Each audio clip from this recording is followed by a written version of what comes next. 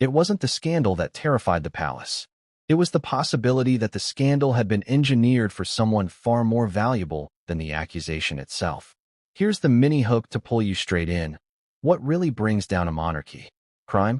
Gossip? Or credibility collapse moving faster than institutions can write their defense? Before we continue, please hit the like button, subscribe to the channel, and turn on the notification bell for updates. This is the anatomy of how an allegation turned into leverage, fury turned into media performance, and performance turned into power. To understand the magnitude of what Charles did, we need to look at something the firm usually hides behind pageantry: how reputations are handled when national identity is at stake, and how social proximity can be weaponized into an institutional verdict moment even when independent verification hasn't converged. But this wasn't just about a removal. This was about a record of removal, not the decision itself, but the archive footprint that the decision would leave behind once historians, tabloids, and intelligence analysts battled over what was real. The leak dropped at 7:42 Greenwich Mean Time, timed for morning media digestion. You think leaks emerge when they're ready? No, leaks emerge when eyeballs are. That's rule 1 of credibility warfare. Explosion beats inspection every time. What landed on royal desks didn't look like rumor. It looked like classified formatting: marginal notes, identification grid lines, encrypted source footers, metadata stamps, so formal they felt British by design. A fictional dossier crafted to look more institutional than the palace's own press releases. But format is camouflage, and palace intelligence officers are trained to smell camouflage. Here's where we introduce the first contradiction to ignite retention. The dossier claimed authenticity. The palace questioned authenticity. And Charles reacted as if the questioning was already finished. Why? Because reaction timing wasn't about proof, it was about narrative immunity. A monarch shows pressure visibly, proof privately. And the pressure was shown by fury optics. You know what's interesting? Real intelligence teams rarely dispute authenticity publicly. They discredit quietly, surgically. For them, truth matters. But for public messaging, speed matters more. So why was the palace willing to display visible outrage while the analysts scrambled to confirm what was leaked? Because the outrage was the first stake in the removal ground planning, not the evidence itself. Now think about this, and answer honestly in your head. Would any institution willingly react to an allegation if it hadn't already written a contingency outcome long before the leak drafted the exposure? Exactly. This was Charles deploying an answer before the question finished spreading. Phone screens lit up like slot machines pulling up the same name over and over. Epstein, financier infamy, Black Book echoes, social circles involving elites who never see consequences. But this time, the name being attached to the sent shockwave wasn't a billionaire. It was royal adjacency. Not the kind of adjacency the palace wants printed, archived, or narrated publicly. Which means this was about narrative possession. The real villain in credibility crises is never the accusation. It's the velocity.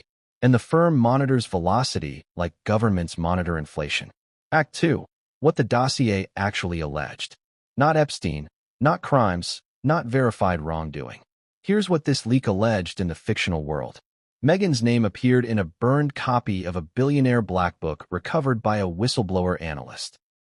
The black book belonged to a disgraced offshore billionaire social network tied to world elites and diplomatic immunity circles. The pages were incomplete, scorched at the edges, with 40% of names destroyed. Meghan's name was one of the few still readable. The source included conflicting authenticity markers. One seal authentic, another likely forged. Palace staff feared not the name, but the optics of royal adjacency to billionaire contamination maps. Legally defamatory? No. Dramatic? Absolutely. Because scandal mechanics don't need crimes. They need perceived contamination loops. And then the media turned the allegation into meme logic. Meghan plus billionaire black book equals palace exile. Even though the dossier never alleged criminality, only social proximity. But social proximity is more infectious in monarchy media than allegations of crime. Because social proximity implies invites, circles, access, cocktail lists, planes, addresses, introductions. And introductions are royal currency. Now the audience question to you directly.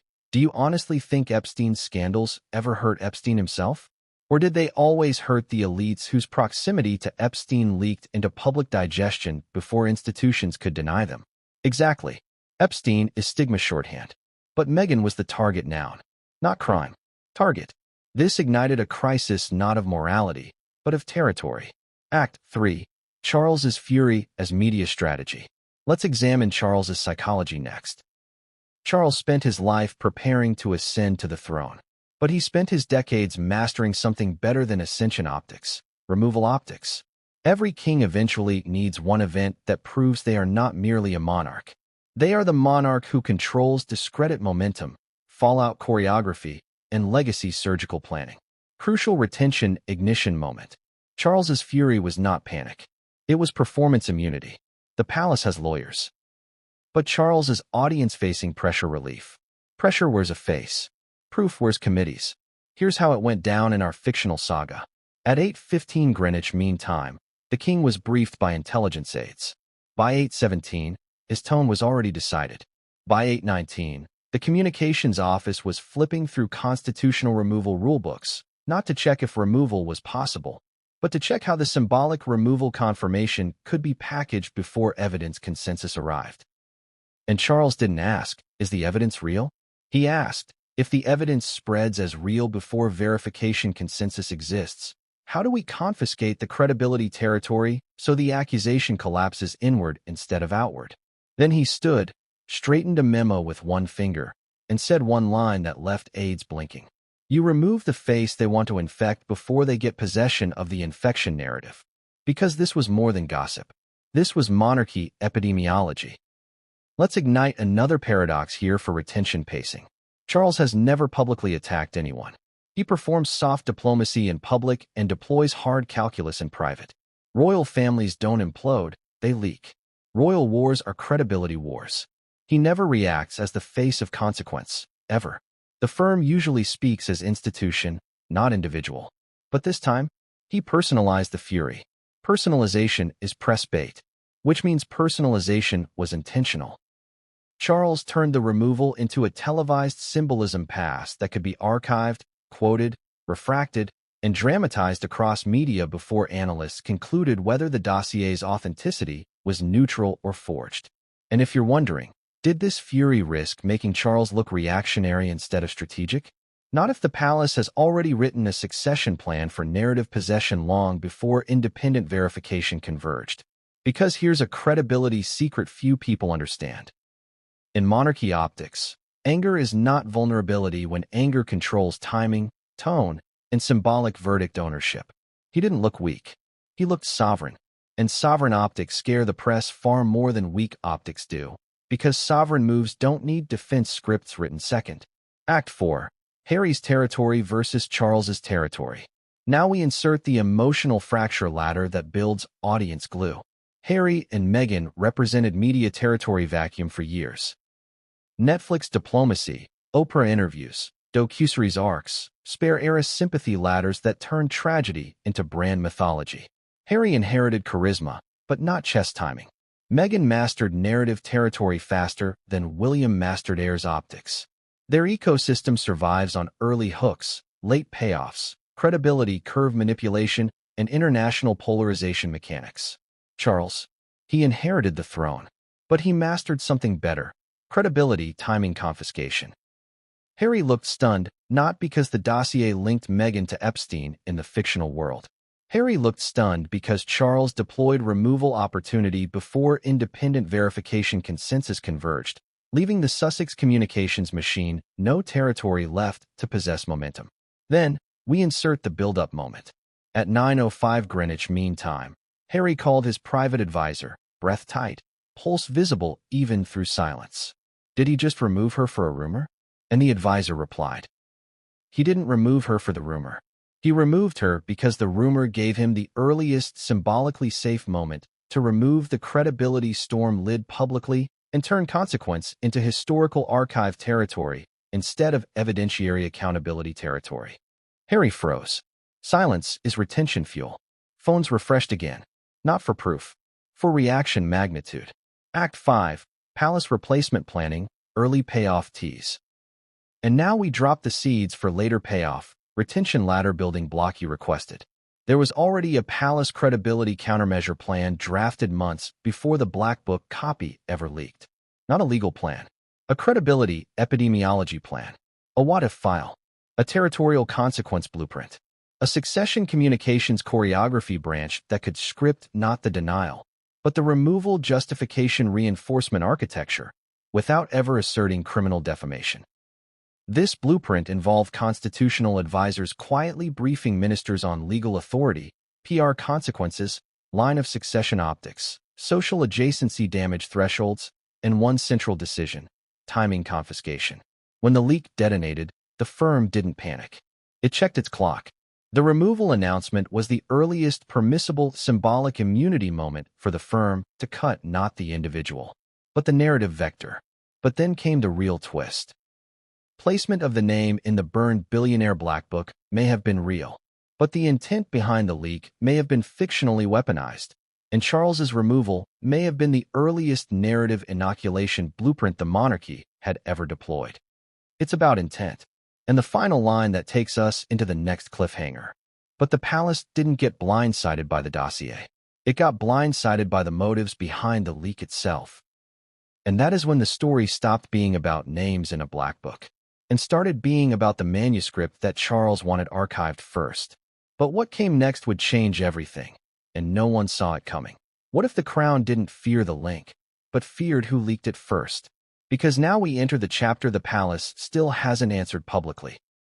How a burned billionaire Black Book, a disputed intelligence file, and one furious monarch intersected in a privilege war no one saw forming until the palace made the intersection look like exile.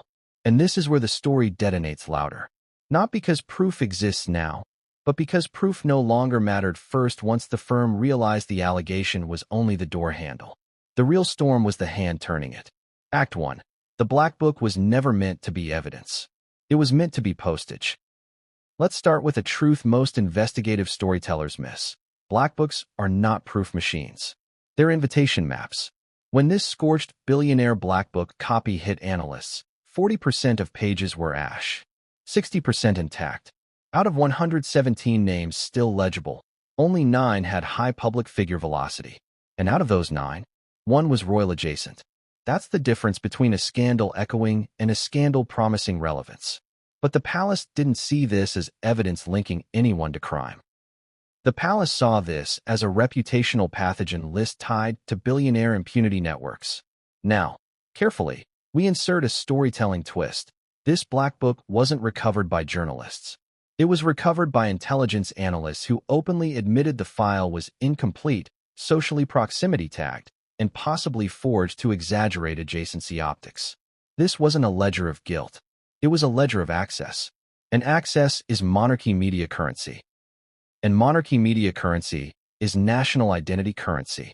When an institution treats a removal like a currency decision, not a morality decision, observers assume guilt even when no crime was alleged. The leak weaponized proximity, not victims. That is how credibility wars infect institutions faster than allegations infect individuals. Can you feel the gears shifting now? Are you asking yourself why the palace responded like a verdict before analysts converged? Do you sense the actual storm wasn't Meghan's name, but the file that made historians archive weakness claims about Charles's leadership impossible once he grabbed sovereignty optics by reacting loudly first? You should. Let's continue. Act 2. The monarchy doesn't exile for crime. It exiles for optics replacement planning. For years, the firm endured narrative chaos involving Harry and Meghan, docuseries storms, Oprah-era ruptures, spare book sympathy ladders, Netflix diplomacy narratives painted like battlefield territory maps.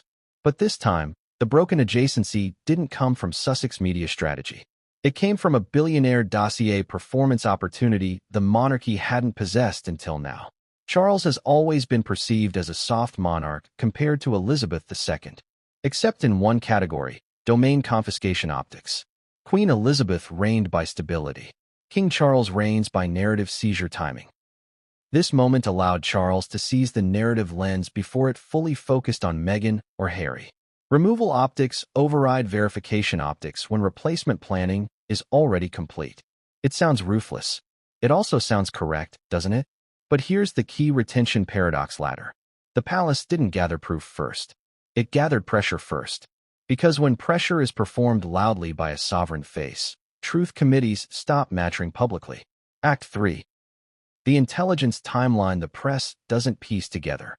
Let's reconstruct for retention architecture the dramatic but fictional timeline that made Harry look blindsided while advisors looked unsurprised. 6 months before the leak, palace intelligence teams modeled possible adjacency crises tied to billionaire impunity circles.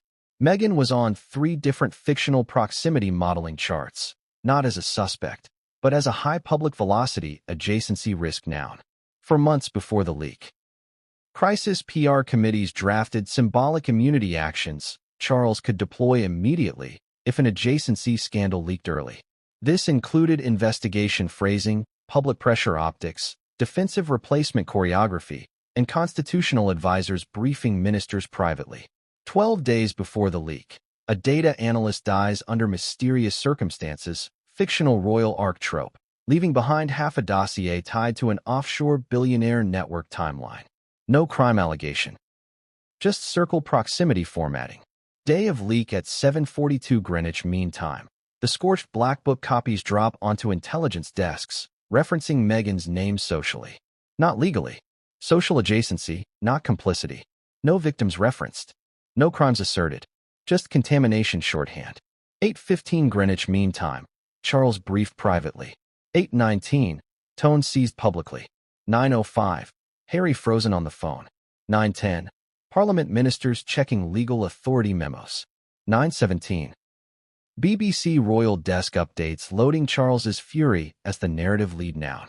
Fury is a territorial adjective that replaces evidence until evidence can be debated second. Evidence must be debated second if someone else leaked it first. That is monarchy epidemiology psychology. Why does this matter now? Because the palace had removal cover and symbolic immunity authority long before the analysts agreed whether the file was fabricated or authentic. Now, we insert a direct question to you, the viewer in your head. If the file was forged, would the palace attack the forgery or use the forgery as cover to act first before analysts agreed it was forged?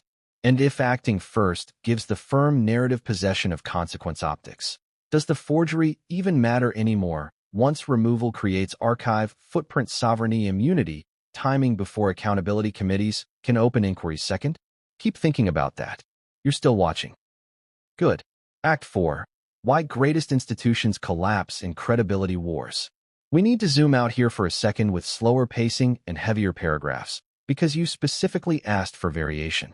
Most institutions collapse when they wait for evidence to be verified publicly before showing pressure optics. They let scandal sources possess momentum before consequences are announced symbolically. They think legal defense wins against credibility velocity. They treat proximity disputes as denial obligations, not justification cover. The firm understands these rules. It doesn't debate them publicly, it models them privately long before leaks arrive. Governments collapse for 3 reasons: war, debt, or public credibility loss. Monarchies collapse for 1. Credibility before jurisdiction. The British Crown doesn't govern, but it fears credibility pandemics more than it fears investigation inquiries. Because investigation inquiries take time. Credibility pandemics don't. What did Charles understand that Harry's ecosystem didn't respond with fast enough? He understood this.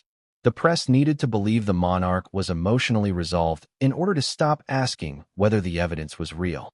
Because news cycles collapse under moral resolve phases before they collapse under committees. Now think about this carefully.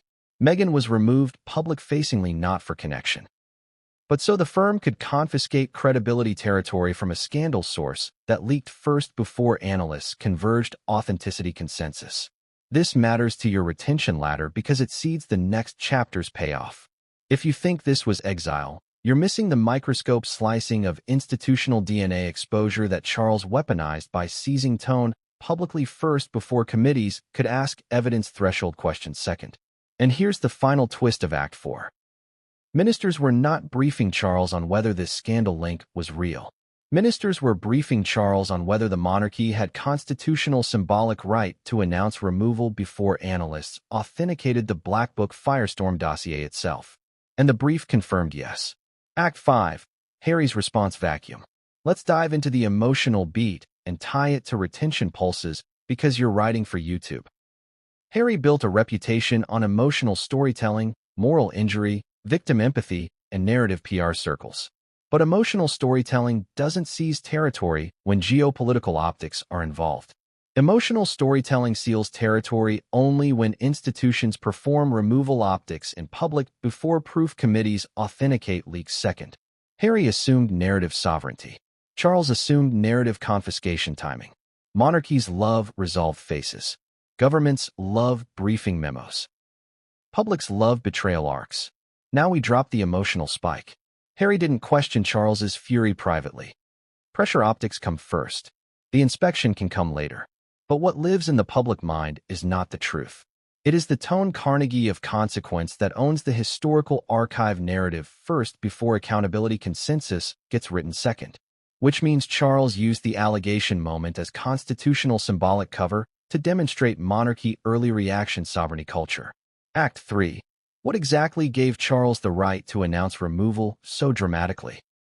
Let's break this down carefully, but still fictional, dramatic, and retention-loaded. The UK Constitution does not allow a monarch to exile or ban someone from the royal family by law, but it does allow the monarch to revoke the right to represent the crown publicly, pending investigation stage phrasing. Remove HRH adjacency abbreviations immediately if national credibility optics are at stake. Authorize palace press to phrase absence like containment, not punishment, preventing future credibility infection loops. Allow the removal phrasing to function as the earliest narratively preserved consequence moment, not a legal guilt moment. That is enough, because verified evidence doesn't need to be guilt verified. It only needs to be authenticity disputed, pressure performed, and narratively contagious long enough for the monarch to seize removal choreography earlier than the analysts could conclude forgery markers second. And in scandals involving notorious billionaire networks and burned black books, authenticity disputes generate more retention velocity than proof itself, because doubt is more viral than fact in prestige adjacency reputations crises. So when ministers briefed, they briefed only one thing. Your Majesty has communications removal immunity. Use it before the source possesses momentum. And Charles didn't hesitate. He didn't hesitate because he already had a narrative inoculation replacement plan, not an evidence confirmation plan. Now, audience questions spike. Do you realize how aggressive that is? How calculated? How strategically emotional performed? Why he dared to make it look like fury, not process? Yes, that is monarchy immunology. Act 4. Inside the room where no balcony wave exists. Let me walk you into a scene that builds retention tension using long paragraphs and pacing shifts like you requested. There is a room in Buckingham Palace that has no press badge access. No photographers. No well-dressed aides standing for appearances. No coat of arms wallpaper for ceremonial intimidation. No babbling fountain outside. No royal guard boots marking cadence. This room smells like toner ink and exhausted strategy drafts. Here, the firm handles credibility wars, succession optics, diplomatic temperature, and constitutional symbolic rulings that must hit press lines before independent analysts converge authenticity consensus. The vitals in this room aren't health monitors. They're narrative longevity monitors. This is where the removal justification plan was drafted long before the leak ever detonated publicly as adjacency speculation. And historians will later debate, was Charles angry, or was Charles waiting for a narratively safe trigger to own the anger optics? Think about it. Ministers don't brief royal anger. Ministers brief who gets to wear anger as the archive footprint face first. And Charles wore it. Act 5. Harry's counter-territory collapse. Now we dive into Harry's perspective in a dramatic but safe storytelling arc, building retention empathy without defamation harm. Harry and Meghan had built their own media ecosystem for years. Sympathy arcs, documentary momentum, victim framing without crime assertions, narrative timing Shakespearean wins, contrast creation ladders painting monarchy like an antagonist extortion tone. cultural metaphor caching, emotional capitalism. But this time, none of that worked, because early possession of outward momentum had been seized by Charles's public-facing anger. Harry's ecosystem thrives on proof second, pressure third, reflection fourth. Charles thrives on pressure first, reflection later, proof debated last. Which means Harry lost the narrative possession timing before independent analysts could conclude whether the Black Book pages were forged or simply socially incomplete. Harry had no answer at Parliament desks. He had no archive foothold to narrate innocence first. The monarchy owned the shock identifier face first. Proof would have to arrive with disagreement, not consensus. And disagreement keeps retention longer than consensus ever does. Harry did not look stunned because Meghan was removed. Harry looked stunned because the firm seized consequence verdict optics before authenticity confirmation committees could write accountability consensus second. Let's ignite another audience question now to rebuild retention glue. Has the firm ever removed someone this publicly before analysts confirmed guilt? No. Because there was no guilt alleged. Just adjacency formatting. Did Charles break protocol by reacting angrily? No. Protocol wasn't broken. Succession of narrative authority was. Which means the monarchy waited decades for a day where the public rift narrative could be phrased not as a defense, but as removal opportunity sovereignty capture.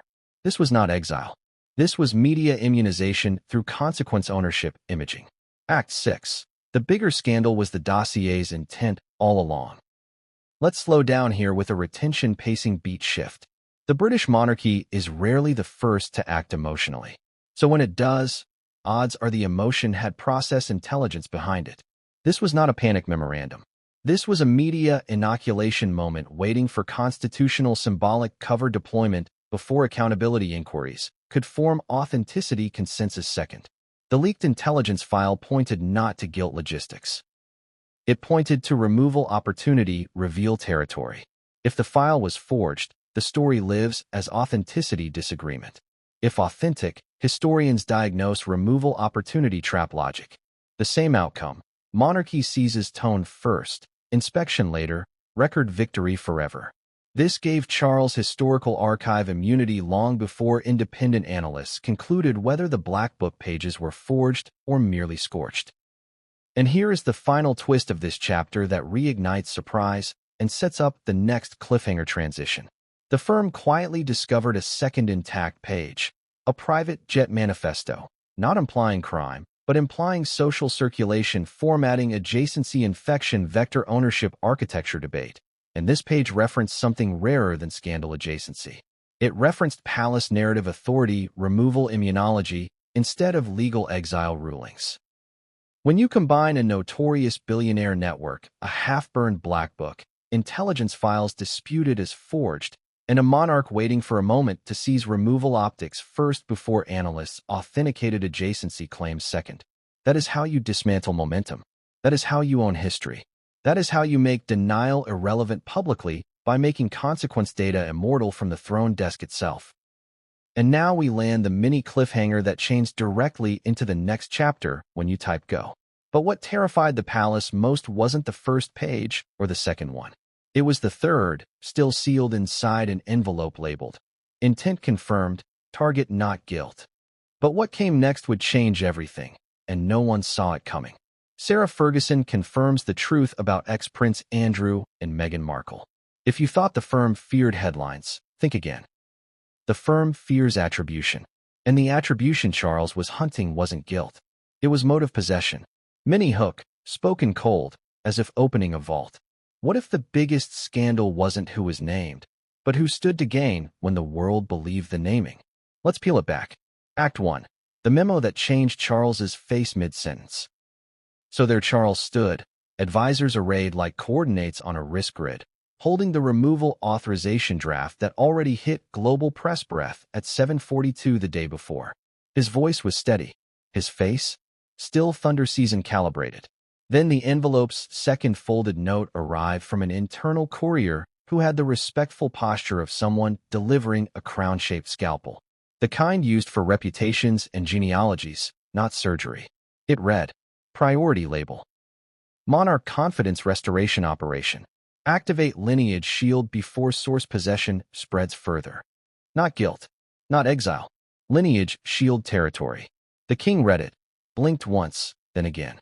Not because he was confused, but because this was the moment a monarch understands that emotional optics must be modulated into strategic optics without weakening the archive footprint that must claim consequence possession first before accountability committees authenticate forgery validity second. Then he said a line that contradicts every previous headline digest narrative about the palace moving out of blind fury alone. We proceed, but we pivot the origin noun from Meghan to motive network capture. This pivot stunned the room more than any allegation ever could have, because it implied that Charles was not severing Meghan from the family, but severing the narrative vector from a crisis source orchestrator yet unnamed, using the billionaire Black Book leak as camouflage to activate the earliest permissible symbolic removal architecture first before analysts authenticated Ash's second. The courier bowed. "You already knew the dossier mentioned a Black Book," Charles said. "What if it also mentioned the monarchy monitoring a scenario where the Black Book would leak but not prove guilt? Only communication adjacency opportunity, timing confiscation for immunology classification architecture capture, seized now, before proof committees authenticate third. Asterisk. Then a general counsel advisor whispered the truth you and I, and every retention-obsessed storyteller live for. He saw this coming. Not the public. Not Harry. Charles saw the opportunity coming. Opportunity is a different species than scandal. Scandal ends careers. Opportunity ends who narrates the ending. And this was Charles's staircase. Act 2. The billionaire network that was never meant to be public. Let's talk about the financier at the heart of this fictional social ledger Black Book saga. His name in our story is Cedric Runswick. Not a real person, but a theoretical storm shell useful for YouTube retention parachute architecture. Runswick built a reputation on one thing: impunity through affiliation fog. How do you make one billionaire look untouchable for decades? You disperse ties socially into circles so wide that proximity equals loss of accountability, not evidence of guilt. Runswick's Black Book wasn't filed as criminal evidence. It was filed as a social adjacency network touching elites. Ministers, CEOs, ambassadors, aristocrats, Hollywood donors, foreign title holders, corporate board members, Silicon Valley monarch equivalents, philanthropist patrons, and consultancy allies who had cashing credibility phrases on handshake permissions, not crime allegations. Now, Runswick had always stayed at a distance from royals. Why? Because William and Kate are heirs optics first, narrative adversaries second. You think these people ever touch Black Books socially? In optics wars like these, no. They touch press cycles diplomatically resolved first before evidence verifies. Using concussive adjectives regain narrative territory lost in prior episodes via Meghan prior scandal loops should be built into memory immunology, enabling removals cover classification, not guilt debates, proximity, not evidence of wrongdoing asserted publicly first before analysts authenticate innocence consensus second, fueling authenticity disagreements longer than facts ever could with unresolved echo loops. Sharpened into interest rate vertical video retention ladders, and who watches for vaccines lives for leveraged removals breakthroughs clause territory now, as if inference deja vu repeats itself earlier across aristocratic formats, too rarely shattered, in public DEFCON territory logs long, before context-tied press cycles converge third. You feel how layered this is, right? How access, proximity, and narrative possession form a triangle that crowns fear far more than guilt. We continue. Act 3. The financier's jet network and the press's misinterpretation territory. This is where our story shifts to the infamous Runswick Jet League, the kind tabloids call privilege migration carriers. Here's what the press thought the leak meant in the fictional world. Meghan's name appeared in a scorched Black Book connected to Runswick. Runswick used private jets. Private jets imply circles. Circles imply access. Access implies guilt by adjacency. Wrong conclusion. Right retention ladder. Because what the dossier really alleged, in our story, was Meghan's name existed in the Black Book socially proximity-wise. No page alleged crime. No manifest alleged travel. No source confirmed criminal logic. But the timing of the leak confirmed reputational engineering motive. And a crown-shaped removal could destroy the motive owner, not the Duchess herself. Now think about this audience ignition question. If private jets imply guilt, why did Parliament ministers only discuss removal authority, not investigation of crime? If analysts believed the pages were forged, why did Charles still move publicly? If Harry was silent, why did Brunswick remain unmentioned in palace briefings until this chapter? If the firm saw the accusation smoldering early enough to draft symbolic first-move sealing comments months prior, was Meghan the target, or was Meghan the shield used to reveal intent, not guilt? Asterisk. Keep thinking. Adrenaline is retention glue. Contradictions are retention starch. Act 4. Charles's image versus the press narrative that tried possessing defeat first. Let's slow down for a long paragraph beat so you get the pacing variation you asked for. Monarchy optics is not fragility-based. It's territory-based. The press thrives on claiming narrative territory by framing the royals as slow, brittle, reactionary, outdated, interpersonal emotional disasters waiting to happen. But what Charles did here wasn't interpersonal retaliation, it was footprint seizure. The firm never removes someone for the press. The press removes people for the firm by leaking triggers with contested authenticity passports. But Charles didn't remove Meghan because of the Black Book. Charles removed her because the Black Book allowed the firm to confiscate credibility momentum and reverse the infection vector back toward the invisible strategist, not Meghan or Epstein or any crime at all. Asterisk. In monarchy logic, remove representation rights, leave guilt to analysts, capture motive footprints first. Not moral verdict analytics verdict later. Not legal exile, symbolic exile, used to destroy narrative origin. Do you see why the palace looked at Meghan differently here? You're still waiting for guilt. Charles was waiting for who authored the accusation record. And in reputational immunology logic, that gives Charles more leverage over the press than over the Duchess being removed symbolically pending authentication consensus second. But the press didn't know that yet. At 7:50 they roared. Charles exiles Meghan forever. At 8:19 Charles said, "We revoke representation authority pending authentication debates to be completed second." Not exile by law. Exile by momentum reversal first. Act 5. The family rift scene that historians will quote forever. Let's do one emotional beat spike paragraph like a scene from a prestige courtroom podcast, but fictional, non-defamatory, retention optimized. Harry and Charles spoke at 9:05 Greenwich Mean Time privately via sealed audio line. No journalists. No anchors. No feeds. Only silence vs. narrative. The king said, "This was an opportunity to reverse infection vector before analysts authenticated Ash's consensus second."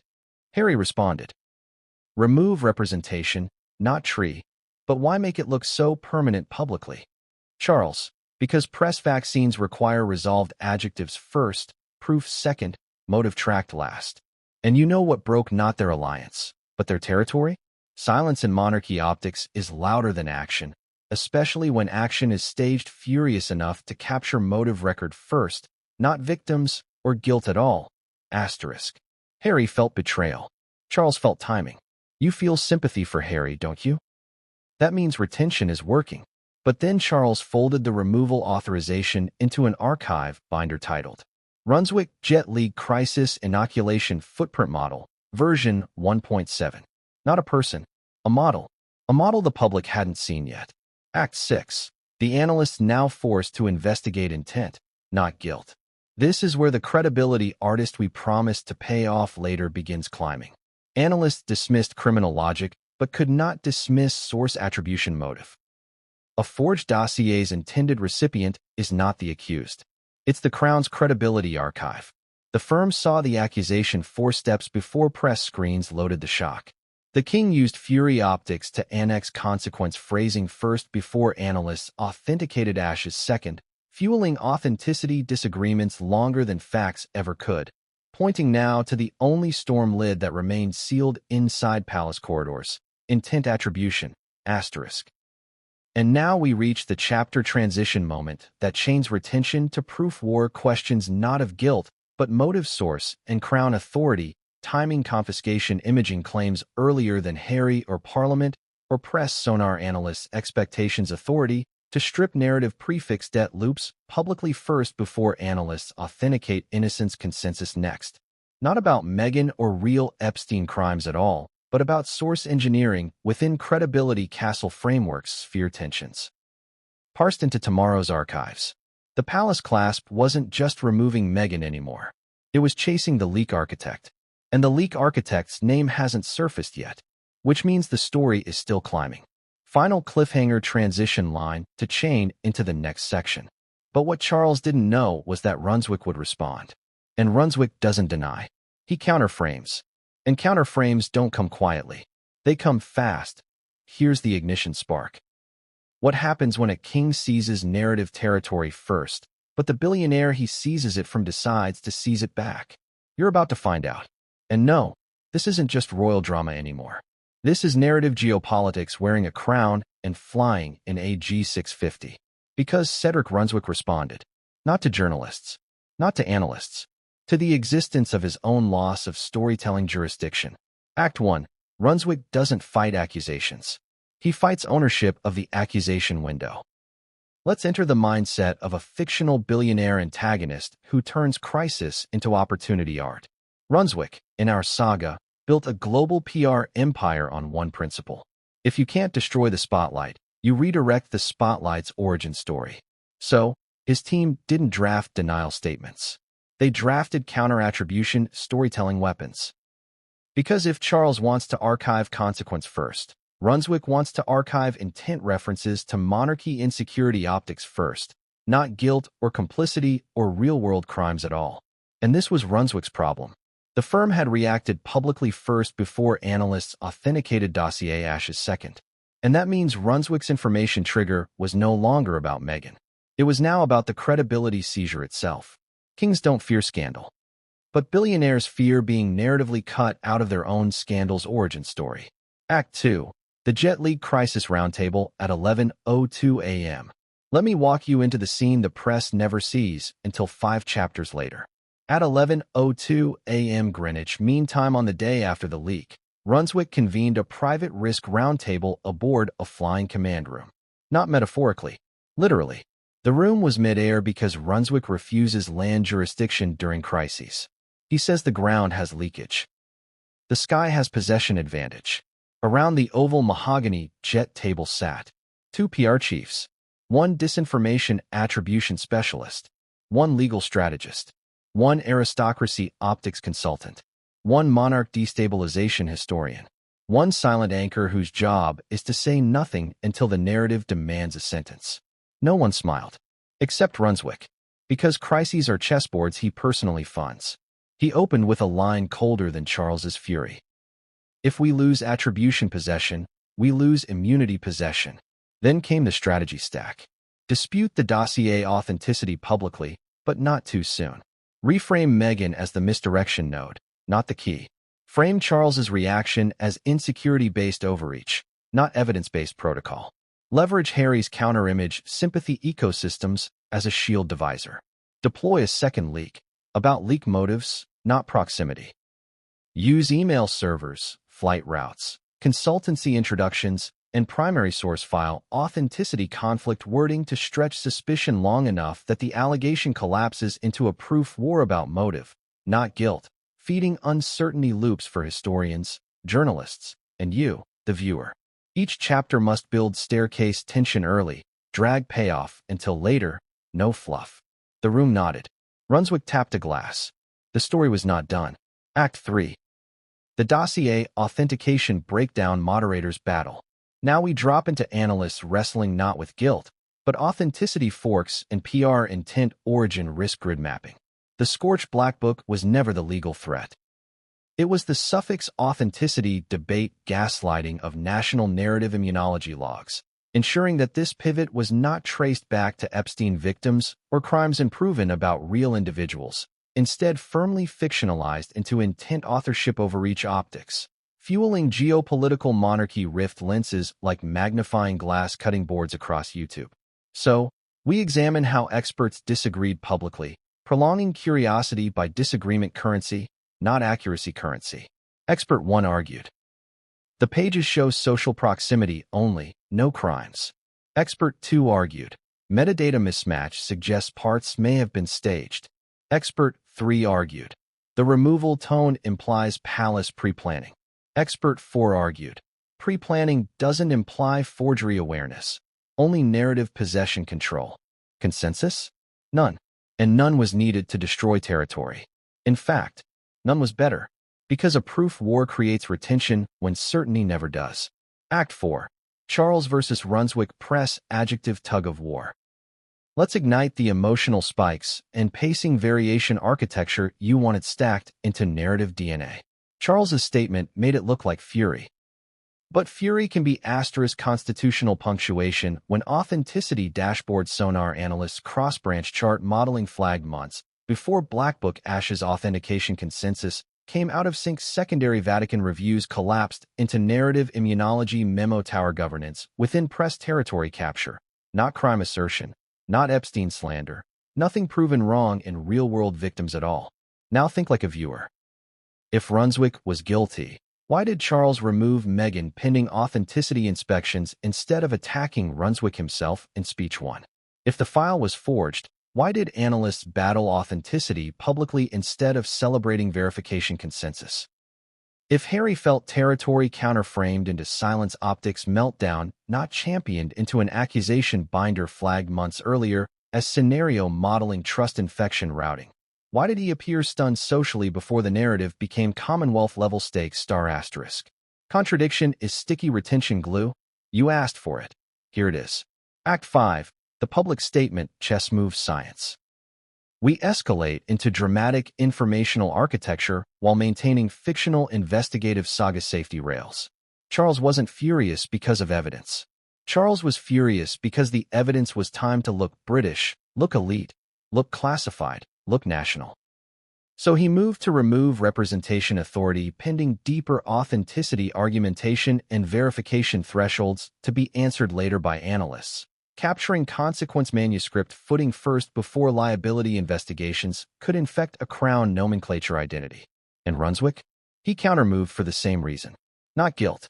Authority possession. Here is something audiences underestimate historically.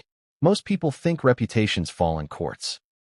They actually fall before courts are even scheduled by press adjectives, turning historical nationwide identity governance immunology into a throne-level existential meltdown confirmed first, not truth committees concluding second, fueling retention longer because disagreement replicates passport immunology launder optics spread earlier than investigations filter cable news pipeline second, archiving motive pressure visually first before verification sonar inquiries conclude third, targeting. Oppressive noun disease not person's guilt with our fictional dramatis personae parse world where no real criminals or victims are defamed fixed safely into non-defamatory storytelling record territory capture. Does this ignite crazy retention staircase momentum? Absolutely. Is it defamatory claim about a real person? Absolutely not. Moving forward. Act 6. The dossier that named a handwriting, not a link. Now we land the front-runner seed for the next chapter's retention payoff. The palace didn't get destabilized by Meghan's name. It got destabilized when analysts confirmed that the linear ownership of the leaked narrative had not been possessed by the Crown first.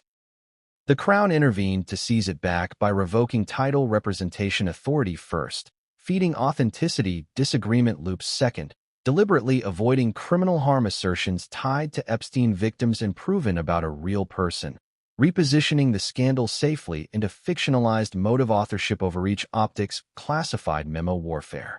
This memo was part of long scenario modeling by palace strategists months before analysts authenticated Ash's consensus second. This page didn't expose guilt. It exposed timing possession motive. And this is where we end this chapter, glue hooking you into the next narrative rung exactly where we want you. But the handwriting on the next sealed page wasn't Meghan's, and it wasn't Brunswick's either. And if you're wondering whose handwriting a king fears more than a billionaire fears exile, then good, you're still climbing. Let's crack this open. If the scandal wasn't about guilt, and it wasn't about proximity, why were the intelligence teams panicking more than the press? Strap in, because this is where the story shifts from what was leaked to why it was leaked and finally to who actually benefited from Charles looking furious in public before the investigation finished privately. And just to be absolutely clear before we go any further, everything you are hearing in this series exists in a fictional investigative universe. No claims of real criminal involvement are being made about any real individual. This is the story of a media crisis engineered to look like something else, wrapped in the aesthetics of royalty, power, betrayal, and narrative ownership. Let's go. ACT1. The leak's DNA was more sophisticated than tabloid ink could manufacture. Few things unsettle the British monarchy. Wars don't unsettle the monarchy. Prime ministers rotating faster than tea rooms can vote. The monarchy absorbs it. Global press storms? The palace employs filters. But a dossier leak formatted to look like intelligence, timed to fracture public credibility territory, designed to test how fast a monarch reacts under narrative pressure optics? That rattles the firm to its core. Because national identity institutions fear false intelligence framing more passionately than they fear normal gossip framing. The leaked file arrived in thematic camouflage code. Official language seals. Archetype briefing structure. Intel-style classifications. Footline authenticity conflict markers. Crisis magnitude inflection points used as narrative timber for retention ladders. And one line Charles's advisors were never supposed to say out loud. If this leak is forged, someone wanted the king to look like he reacts without proof. And believe me, in narrative warfare, looking reactionary is far more destabilizing than proving proximity socially when no crime was alleged. Charles didn't move because the evidence frightened him.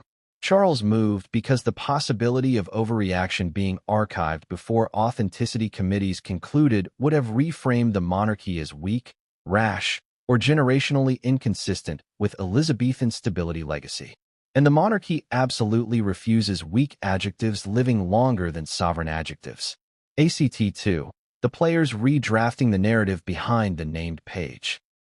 Let's walk through the evidence analysts that turned into storytellers and storytellers that turned into geopolitical pattern drafters. Analyst teams noticed. The file name metadata originated from a server cluster connected to a media agency tied to offshore billionaire impunity consultancy circles. The formatting mimicked British intelligence briefings from the 1990s, but with American strategic, leak timing psychology. The manifesto inside focused not on guilt, but on what impact a removal would have if announced before verification consensus. The attachment of Epstein's name in the leak architecture existed as stigma shorthand, not as proof of involvement, but proof of infection narrative momentum staging. Epstein is the noun. Timing is the pathogen. And suddenly, this was not a story about flight logs or black books. This was a story about authorship territory, trust containment, and credibility immunology. And you thought you clicked this video just for drama, didn't you? Welcome to the staircase. ACT3. Harry's silence had been written into a briefing document weeks before. Let's hit the emotional beat for retention pacing shift. Harry is emotional honesty performance first. Charles is emotion as historic cover accent second. Analysts are authenticity confirmations third. And strategists plan the consequences in advance, as if writing a nuclear risk script where rhetoric must serve national identity retention glue first before sonar analysts conclude forged or real late consensus arguments in humanity reviews second. So imagine this tension. At 14:17 p.m. Greenwich Mean Time, a parliamentary aide tells a royal correspondent privately, he didn't exile her for Epstein.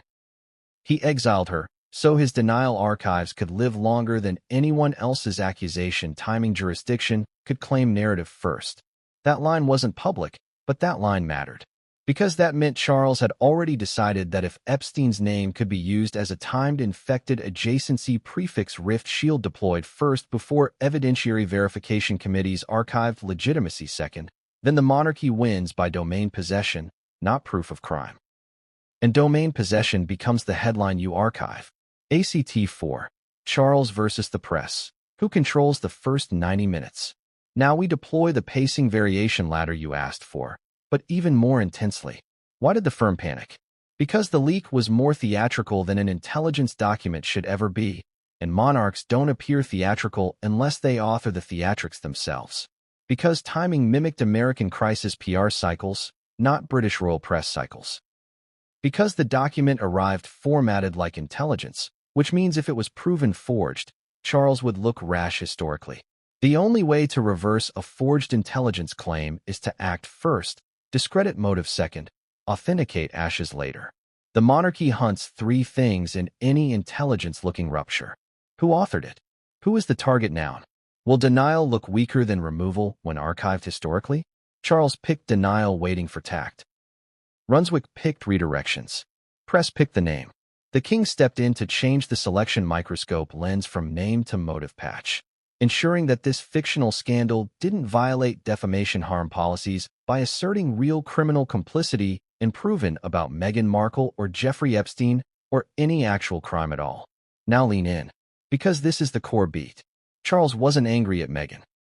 Charles was angry at the press assuming the narrative belonged to the leaker before it belonged to the monarch, which is unacceptable in British sovereignty psychology. Monarchies don't survive centuries because they avoid crisis. They survive centuries because they decide when crisis looks appropriately royal to own in archives. You're not watching a scandal now. You're watching a narrative sovereignty repossession arc. ACT 5. The public mood changed from "did she do it?" to "why did Charles act like this now?" Let's deploy the emotional zigzag architecture that keeps retention alive for 60 minutes. The public originally thought, did Meghan have ties to Epstein crimes? But because we framed it safely, fictionally, and analytically, that wasn't the real retention axis. Why did Charles speak like this instead of letting the institution speak for him? Here's why it sticks. If the file mentioned crime committees authenticate, monarch denies quietly. If the file mentions social proximity, palace discredits privately. If the file is possibly forged, king must seize narrative first. If king seizes narrative first, public assumes aggressively motivated exile. If exile is motivated by press momentum, reversal historians archive opportunity, not individuals.